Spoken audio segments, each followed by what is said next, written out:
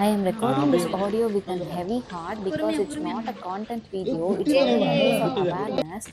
Yesterday night, it means 21st March 2026, night ஒரு 10 மணி போல் எங்கள் வீட்டுக்கிட்ட டாக்ஸ் கத்துற சத்தம் கேட்டுச்சு. நைட்டில் டாக்ஸ் கத்துறது யூஸ்வல் தான், பட் இந்த சத்தம் ரொம்பவே டிஃப்ரெண்ட்டாக ரொம்ப சவுண்டாக இருந்ததுனால சரி என்ன ஆச்சுன்னு தெரியாமல் வெளியில் ஓடி போய் பார்த்தோம். ஸ்ட்ரீட்டில் இருக்க ஒரு டாகு ஒரு 1 மந்த் முன்னாடி தான் குட்டி போட்டிருந்துச்சு. அதுக்கு வந்து ஃபைனலாக ஒரு 2 குட்டி தான் அது கூடவே இருந்துச்சு.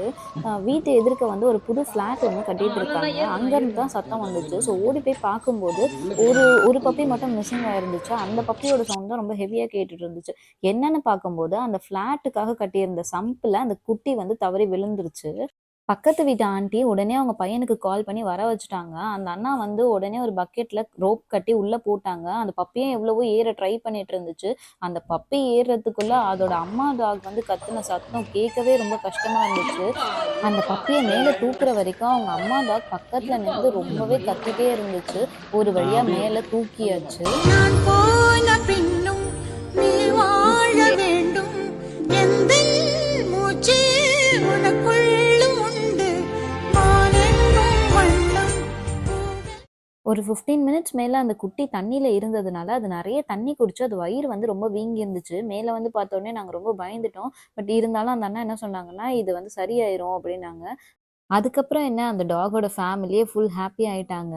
இருந்தாலும் நமக்கு ஒரு பயம் இருந்துச்சு. ஏன்னா, அந்த வயிறு வந்து ரொம்ப வீங்கி இருந்துச்சு. அது நடக்க கூட இல்ல. ரொம்ப டயர்டாவே படுத்து படுத்து இருந்துச்சு. சரி ஓகே மார்னிங் பார்த்துக்கலாம் அப்படின்னு சொல்லிட்டு நம்மளும் கிளம்பிட்டோம். Safety precautions not only for human beings. எந்த ஒரு உயிரினமா இருந்தாலும் அதுக்கான சேஃப்டிய நம்ம குடுக்குறோமா அப்படின்றத என்ஷூர் பண்ணிட்டே இருக்கணும். சேம் இதே பிளேஸ்ல இந்த டாக் போகாம வேற ஏதோ ஒரு குழந்தை விளையாட போயிருந்தாலும், அந்த குழந்தைக்கும் இதே நிலைமை தான் ஏற்பட்டிருக்கும். ஸோ இந்த மாதிரி பில்டிங் கன்ஸ்ட்ரக்ட் பண்ற இடத்துல நைட்டு ஒர்க் முடிச்சுட்டு போகும்போது எல்லாமே சேஃபா இருக்கா அப்படின்றத செக் பண்ணிட்டு போனா, யாருக்கும் எந்த ஒரு ஆபத்தும் வராம நம்ம தடுக்கலாம்.